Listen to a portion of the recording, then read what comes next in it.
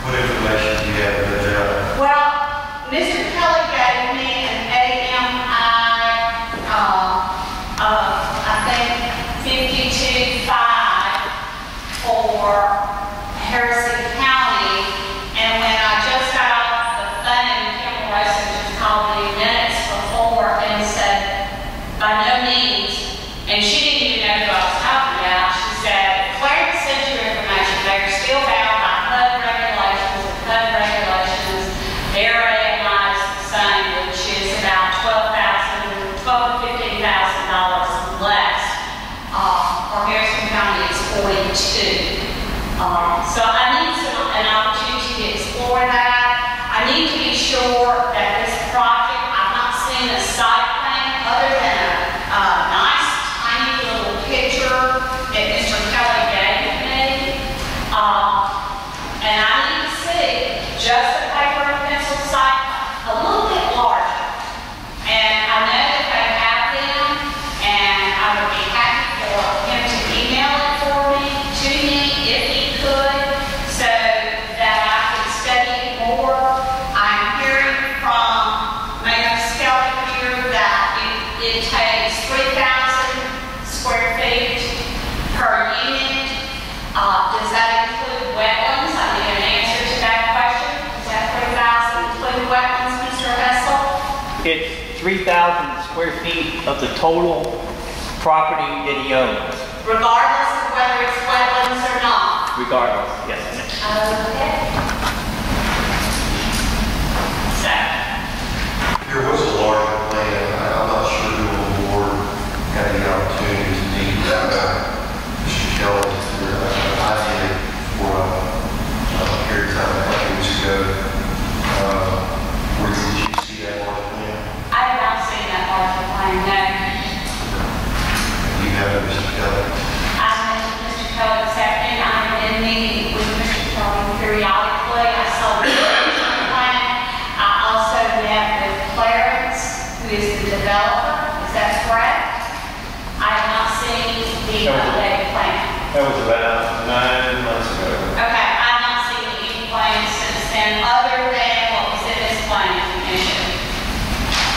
I also met with Mr. Kelly, and I did see the site plan. It is significantly different than the original proposal.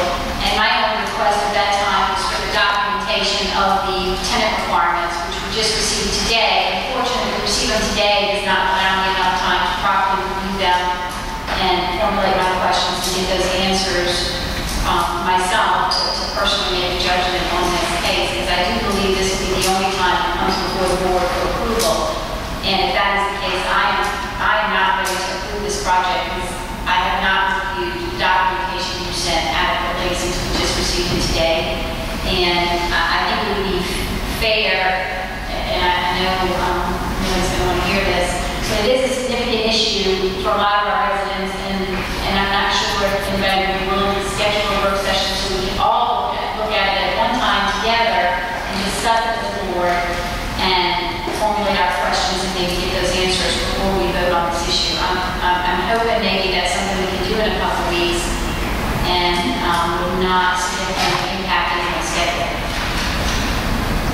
Mayor, is the pleasure of the board that this particular item be taken under advisement until the next regular meeting and then in between maybe schedule a work session? I'm just throwing that out there if no one else is interested.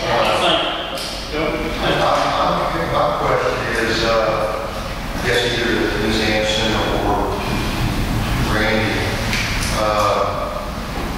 is the objection to the residential or what you perceive as the quality of the residential? Sorry to interrupt, I guess here's where I'm going with that, because in the C2, straight off, of course, with the chart uses, but in the C2, there are a lot of commercial type developments that can go on that piece of property that one may find more offensive than residential types of buildings.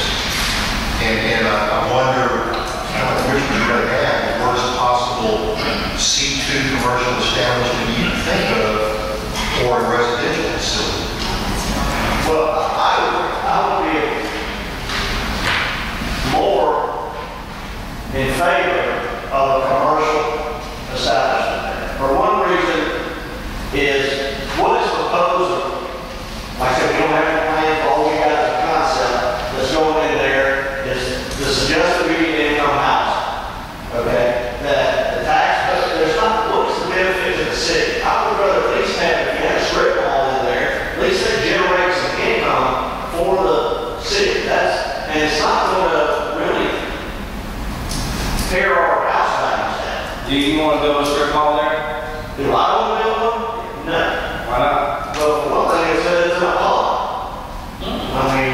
You know, it's in a pond. And we haven't even got the house going to affect the drainage and all that. With all due respect, in the next 20 years, I don't see a strip mall going there. No.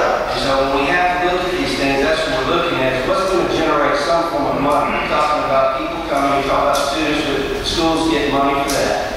And people will be spending money in the city. Now this program, I've done my own investigation. I've thought Philadelphia, I've thought Hattiesburg, they have some of these already in place. And I haven't received any negative feedback on any of these projects. They're not any lesser than any other types of citizens in the Long Beach or any other areas. And here's the thing is that they are going over and above, and they have to meet criteria which are much more stringent than most of your other ones. Like I said, I talked to the building official in Philadelphia. Those have been in place for 5 years. I said, can you tell me some things that are wrong with this? No, other than we just don't know in 15 years what's going to happen. In other words, they're bound for 15 years. Come to find out, they're actually bound for another 15 years through the state by audits and other measures that if they don't still measure up to the criteria, they lose their license and it's revoked. And they're no longer able to build any more of these in the state of Mississippi.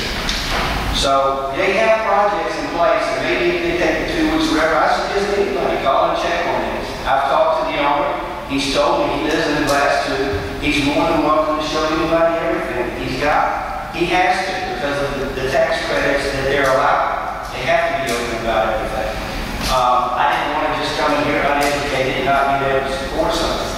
They are going to put a 6,000 square foot commercial building on there, which doesn't sound like much, but I'll tell you what, we don't have much of anything going on right now in the city of Long Beach, and we need not run investors off. I do know that through investigation that this company has probably a $100 million credit, and are looking to do business.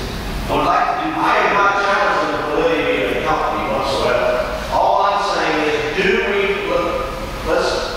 we need that in the city of Long Beach? I agree. And I'm looking at that. Do we need, you have to move somebody that's got to stay there 15 years. If they move out, then another 15 years start. That's and it becomes rental property. Let's lay all, as I like to say, let's lay all in the ditch. It's going to be. That is not the way this process is set up. It's not set up to do that. It's set up that these people after 15 years can purchase. Right. But it's primarily rental property, correct? Not necessarily for a tax credit. They are able to purchase the property. Yes. Which is trying to help those people who make $25,000 or so to be able to rather than have to rent all their life, to be able to have something they can purchase them with. Not only that, they have program relations about trying to establish their credit and keep their credit. And they have zero tolerance in place where if they encounter crime or anything like that happen, they're out. There's no antis or bucks. All that is signed only up front. I'm just trying to help educate what I remember the property on Lee, you said you had some property similar to it over 39, 21st Avenue, correct? I know the type, I said, and nothing is that. That's not similar. Those are apartments. This is different. Okay. So these are townhouses, it's talking about, they're not apartments. Where they building? They building in Gulfport. I talked to Mayor Sloan for a day, Yes. and he was all, asking about the project. It's off Three Rivers Road. What is it?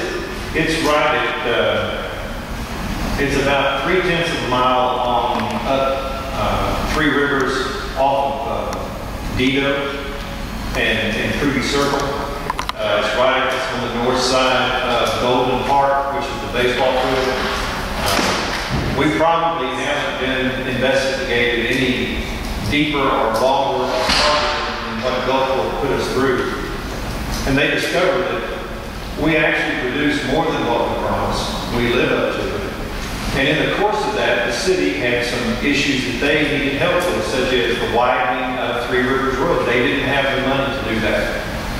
Mr. Chapman paid $425,000 out of his pocket to widen and ease the problem there. We agreed to build about a 4,000 square foot community center on city property, give it to them and manage it for the next 15 years at no expense to the city, even in utilities. I mean, we do everything we can to be a responsible corporate citizen, and we want to do more here. And I don't mean more tax credit. We want to do more market rate in the downtown business district and on the beach, if the property is available, we're interested. I have a question for Mr. Kessel. The 90 proposed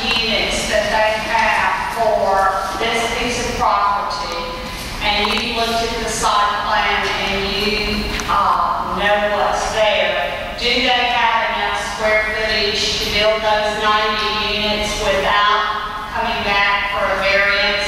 I have seen the plan, and I have looked at it. As far as exactly measuring and counting your units and your spacing on all your duplexes, I can't answer because I haven't looked at that kind of detail. It's one thing that I think the mayor and I discussed. I think they're showing 5 feet between each duplex or townhome, or whatever, however you want to refer to it. That probably is not going to be code. So, you're going to have more separation. As you get more separation, you have a tendency to lose units. So, I haven't seen all the dimensions. I haven't seen a plan that shows me sizes and dimensions and setbacks and all those. I've seen what you've seen with that general layout. So, he could well have to come back and get something. He may not. I don't know at this stage. Well, do you have I any? didn't get an answer to my question. He asked me, is it something that's beneficial or needed by the city of Long Beach? Probably not. We need a Popeye's chicken worse than anything. But bottom line is, I looked into that, by the way, you asked me to franchise like $500,000.